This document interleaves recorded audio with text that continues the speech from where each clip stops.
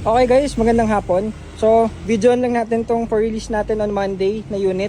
Kakatapos ng detailing, kaso yan umaambon na. So, bago siya maulan na ng tuluyan, pakita lang natin yung 2080 natin na top of the line EcoSport push start sunroof na unit.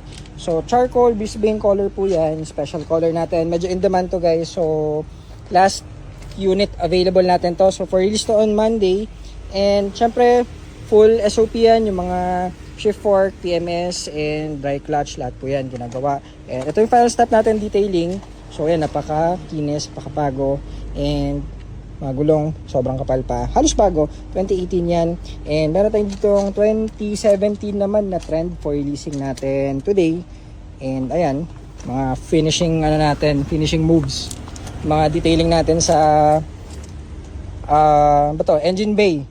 Sa yan, kita nyo, dinidetail namin yan, pero hindi namin pinapidetail sa labas kasi kapag nabasa yan guys, delikado. So kami na lang didetail niya, waterless detailing, kasi napakaraming sensors yan. Yan, sensor. So ito rin syempre, dumaan sa SOP natin na shift fork, NV, clutch, cooling system, and mga anik-anik dyan. Ito is, binala namin na 4 na gulong, brand new, so release natin today. And galing pa silang Paranaque. So pati yung mga radiator and battery, bago po yan. Bagong PMS syempre. Tapos ayan, ito po sila ma'am, naka Ford din sila, so may ligis sila sa Ford units, wire tracking unit nila. Yan, so release natin tong 2015 na EcoSport. So meron pala silang dalang, may head unit sila na kaya din. Dashcam. Ayan, so freebie natin yan, kabit natin ng may dala silang sariling dashcam.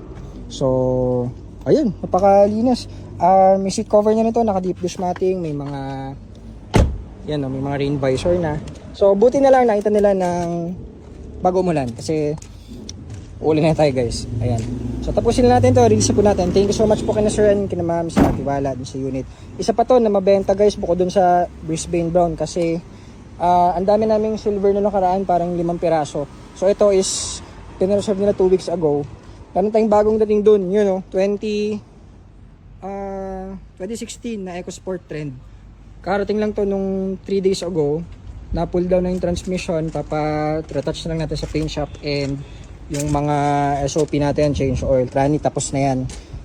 Complete yan documentation. So reserved na rin to, wala na tayong silver available, mag-restock muna tayo. Actually wala tayong export reserved na rin.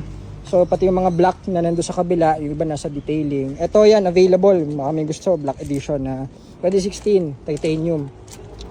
Dito naman, ayan, silver, kita nyo, manual, pero reserve na rin yan, kaka-down lang nila Sir tsaka ma'am.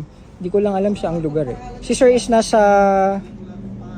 Italy ata. Di ako sure. So yun, thank you po kina ma'am tsaka kina Sir, shout out po sa inyo. And prep na natin yung unit. Manual transmission yan guys, silver. So wala tayo silver, madami naghahanap ng silver ngayon. To, yun meron pa tayo 2017 na silver din. Yan is reserve na rin nung pagkadating pa lang nito, kinabukasan, sold na kagad.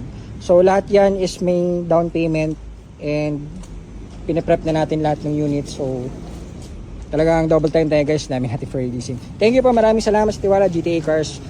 Inquire lang kayo, visit, message us. Pasensya na kayo kung hindi namin agad nasagot yung iba. Sobrang daming i-inquire tsaka pupunta shop. So kapag best nyan, visit lang kayo dito, walk in.